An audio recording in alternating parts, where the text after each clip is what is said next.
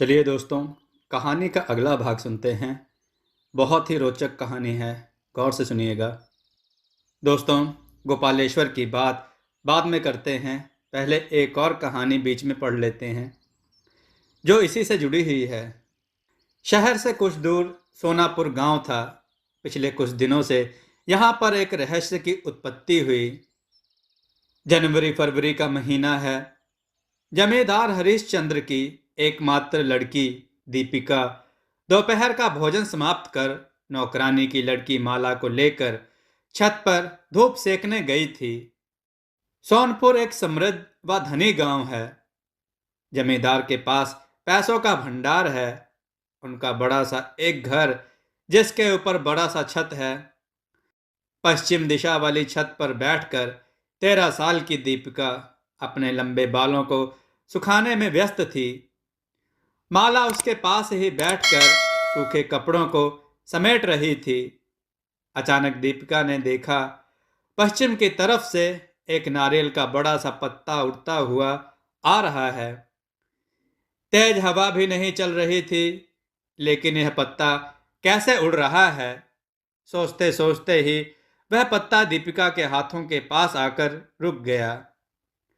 डर से चिल्लाते ही वह पत्ता दीपिका के हाथ को छूकर फिर आगे उड़ गया। यह देख पास बैठी माला भी डर से रोने लगी। रोने की आवाज सुनकर घर के लोग जब ऊपर आए तो देखा दीपिका कांप रही है और माला उसे पकड़कर तेजी से चिल्लाकर रो रही है। बेहोश दीपिका को गोद में उठाकर कमरे में सुलाने के कुछ देर बाद ही उसके अंदर तेज बुखार व कुछ परिवर्तन शुरू हो गए। इधर जमींदार के घर से दूर माधव के आंगन में एक और घटना घटी। माधव का छोटा लड़का आंगन में बकरी के साथ खेल रहा था। ना जाने कहां से एक नारियल का पत्ता आंगन में आकर गिरा। कुछ ही देर में वह बकरी छटपटाते हुए लड़के के गोद में मर गई।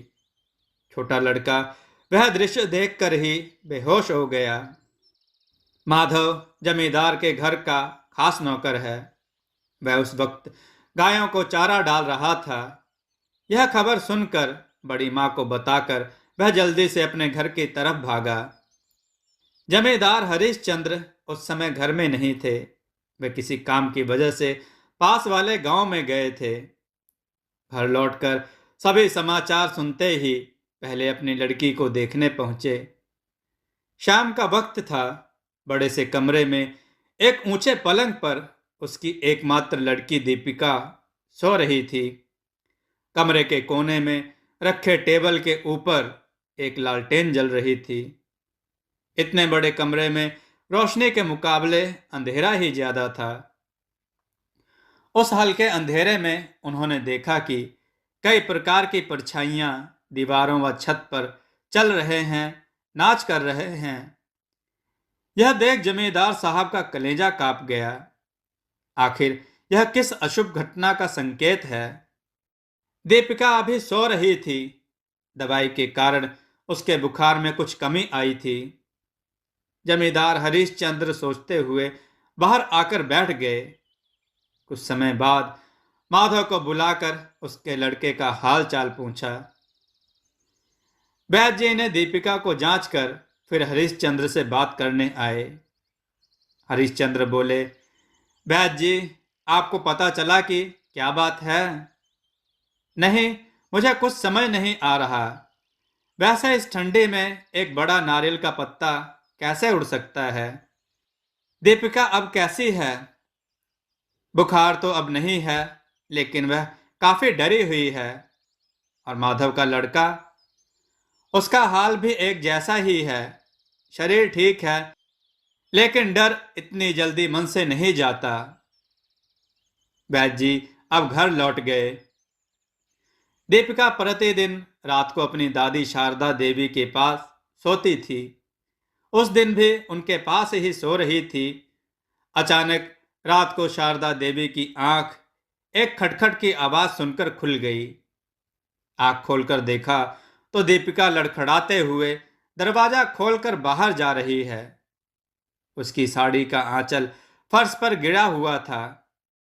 उसके बड़े बड़े बाल चेहरे के सामने थे तथा दोनों हाथ कंधे के पास नीचे लटक रहे थे।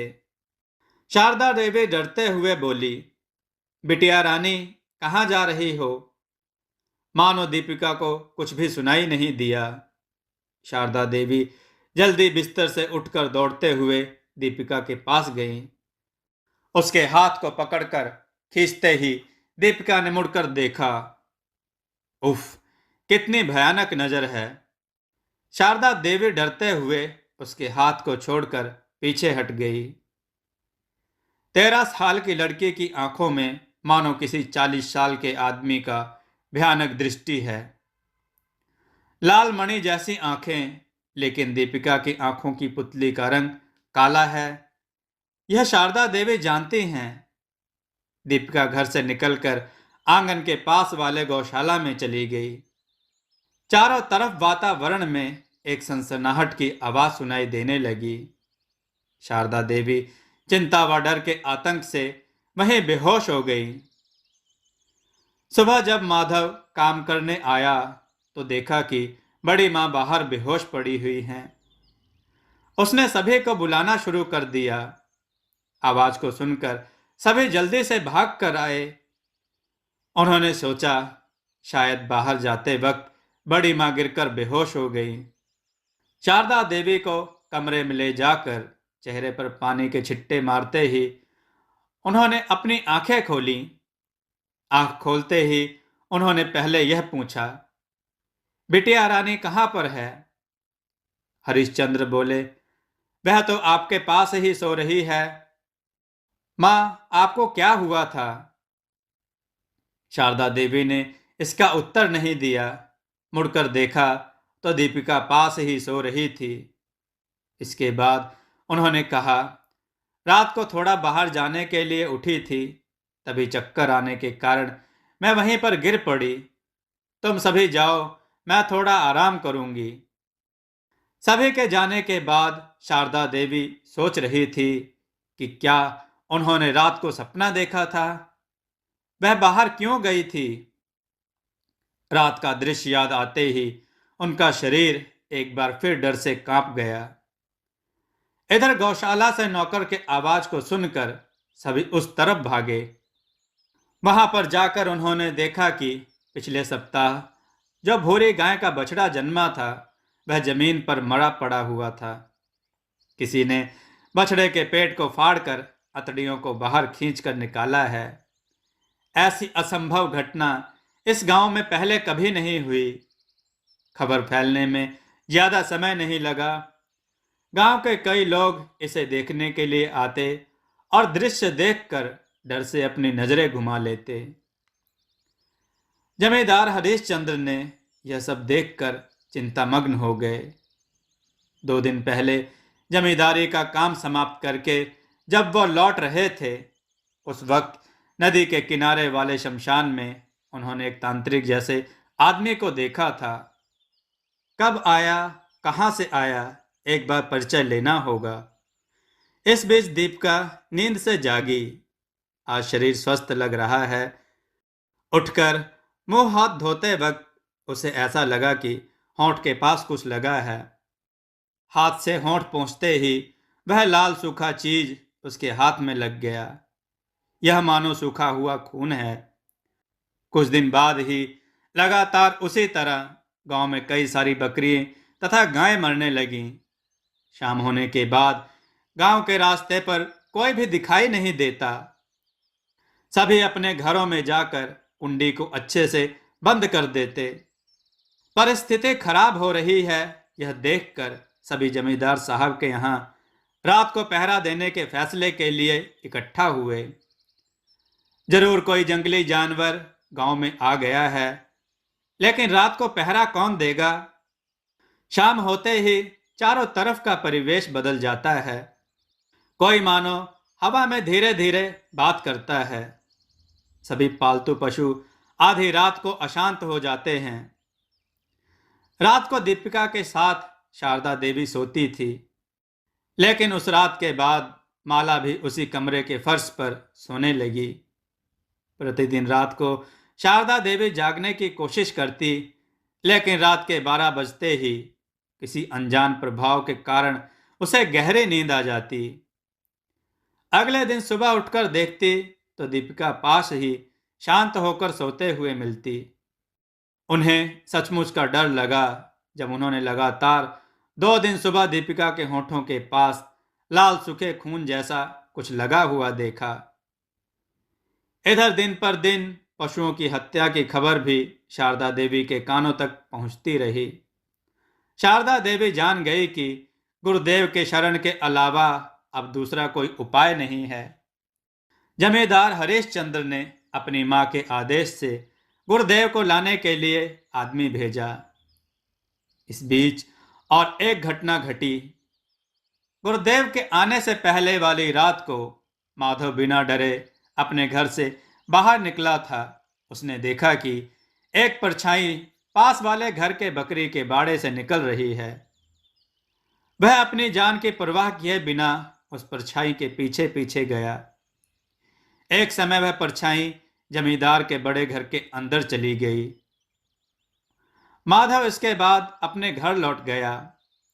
अगले दिन माधव से यह सब सुनकर शारदा देवी और भी चिंतित हो गई। गुरुदेव के आने के बाद शारदा देवी दीपिका को लेकर उनके पास आई। गुरुदेव दीपिका को तीक्ष्ण नजरों से देखने लगे। शारदा देवी ने देखा कि शांत दीपिका की आंखें फिर से उसी रात की तरह लाल हो रही हैं। हालांकि फिर से कुछ समय बाद वह सामान्य हो गई। दीपिका को ले जाने के लिए कहकर शारदा देवी ने गुरुदेव से सब कुछ खुलकर बताया।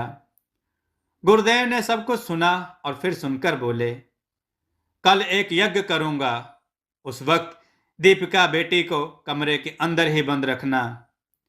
ध्यान रखना कि कुछ भी हो जाए पर वह कमरे से निकल ना पाए। गुरुदेव अभी नए हैं, उम्र ही कोई 35-36 साल होगी। उनका नाम महानंदचार्य है। वंशानुगत महानंद और उनके दादा परदादा इस जमींदार परिवार के कुलगुरु हैं। पहले हर बार अपने पिताजी दयानंद आचार्य के साथ आते थे, लेकिन पहली बार वो अकेले आए हैं। महानंद जी ने आते वक्त पास के शमशान में एक परिचित चेहरे को देखा था। इतने सालों बाद देखा था, लेकिन उन्हें उस आदमी को पहचानने में कोई भूल नहीं हुई। वह कोई और नहीं, गोपाल है, जो अब गोपालेश्वर बन चुका है।